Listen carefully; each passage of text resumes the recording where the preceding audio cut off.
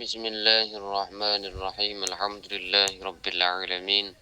Wassalatu wassalamu ala asyrafil anbiya wal mursalin sayyidina wa habibina wa syafi'ina wa maulana Muhammadin.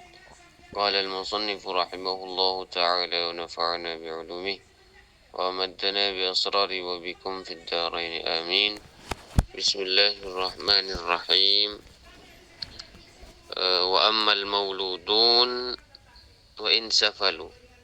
Adapun beberapa anak wa insafalu dan terus ke bawah ya.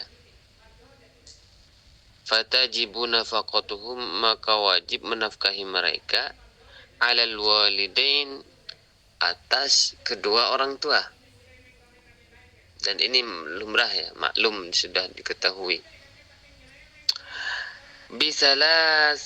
Bisalasati syara'id, dengan 3 syarat.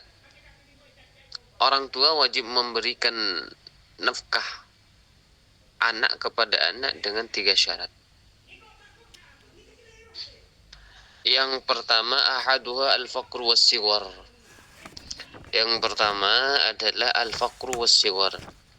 Fakir was-sighar dan masih kecil. Dia masih kecil dan tak punya penghasilan. Wajib orang tua menafkahinya. Dan ini maklum ya. Fal ghaniyul kabir la tajibu nafaqatuh. Adapun anak yang kaya dan sudah besar, sudah berkeluarga seumpama, walaupun gak berkeluarga, karena batasnya nanti al-baligh. Kalau sudah baligh itu masuk kategori kabir. Anak itu sudah baligh, dia punya uang, bisa usaha sendiri, jadi nggak wajib menafkahi mereka lagi. Orang tua nggak wajib menafkahi anaknya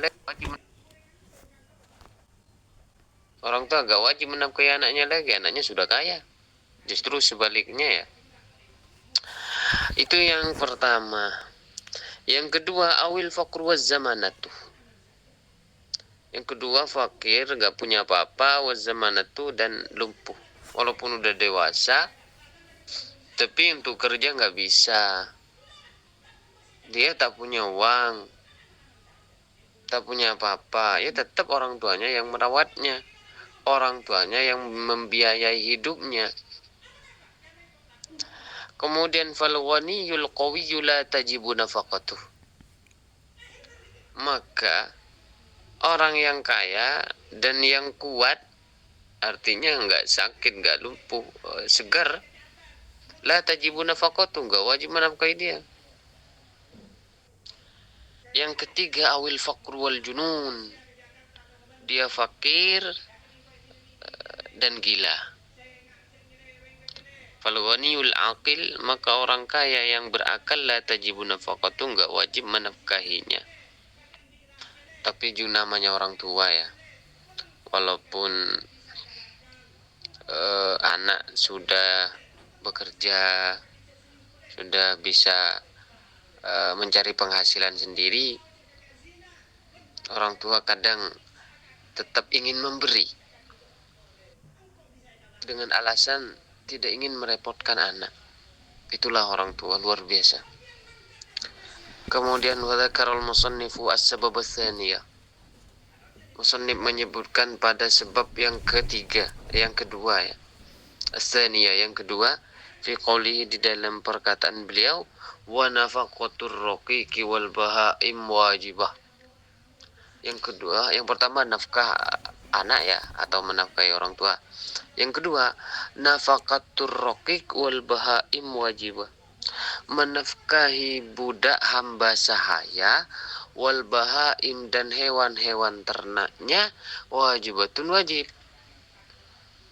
Faman malaka raqiqan abdan au amatan au mudabbaran au umma waladin au bahimatan, wajib alaihi nafaqatuhu.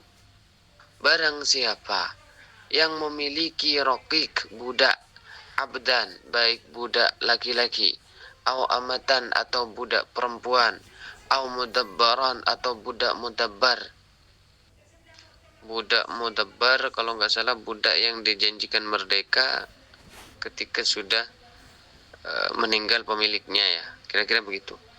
Au umma waladin, atau budak ummul walad, budak yang mengandung anak sayyidnya atau pemiliknya. Au bahimatan, atau hewan, wajib alaihi nafaqatuhu, wajib baginya untuk menafkahi mereka semua. Wajib menafkahi budak itu ataupun bahima itu. Kalau budak untuk sekarang kan jarang ya, nggak ada lah. Kalau dulu ada, punya budak yang sudah dibeli dari seseorang seumpamanya, jadi tidak hanya disuruh bekerja terus, tapi tetap dinafkahi. Meliputi apanya? Meliputi makanannya, kebutuhan sehari-hari, makanan, kemudian pakaian dan tempat tinggal, ditambah lagi ya, alat kebersihan lah. Kalau sekarang sabun seumpamanya, itu dicukupi, wajib bagi pemilik itu. Nah, begitu juga ketika memiliki hewan ternak seperti kambing, seperti sapi, ayam. Kalau nggak dikasih makan, dosa yang pemiliknya tuh. Kalau dibiarkan saja, dosa pemiliknya itu. Ini begitu indahnya agama kita. Fayut'imu raqiqahu min ghalibi quti ahli balad, maka dikasih makan budaknya itu min ghalibi quti ahli balad, dari kebiasaan makanan pokok penduduk sekitar atau penduduk daerah itu. Wa min ghalibi udumihim, dan dari kebiasaan lauk pauknya mereka semua. Biqadril kifayah, dengan ukuran secukupnya. Itu pertama, dari segi makanan harus dikasih makan ya, nggak usah mewah-mewah lah. Yang yang berlaku di desa itu apa? Kalau di Madura makan kok gereng bagi, kok tahu tempe ya bagi, begitu. Kapranya itu seperti apa? Kemudian wayaksuhu min ghalibi kiswatihim, dan kasih pakaian, budaknya dikasih pakaian min ghalibi kiswatihim, dari kebiasaan pakaian ahli balad, penduduk daerah. Nggak usah yang mewah-mewah, mahal-mahal, yang biasa dipakai orang ya belikan seperti itu. Wala yakfi fi kiswati raqiqihi satrul awrah fakat, nggak cukup di dalam memberikan pakaian atau menutupi budaknya dengan satrul aurah, dengan penutup aurat saja. Tidak cukup. Yang penting nutupin aurat seumpamanya, nggak cukup lah. Walaupun nutupin aurat tapi pakaian gembel seumpamanya, itu tidak ghalibi kiswatihim, harus dibelikan lah, dibelikan pakaian yang layak, yang biasa dipakai orang-orang sekitar gitu.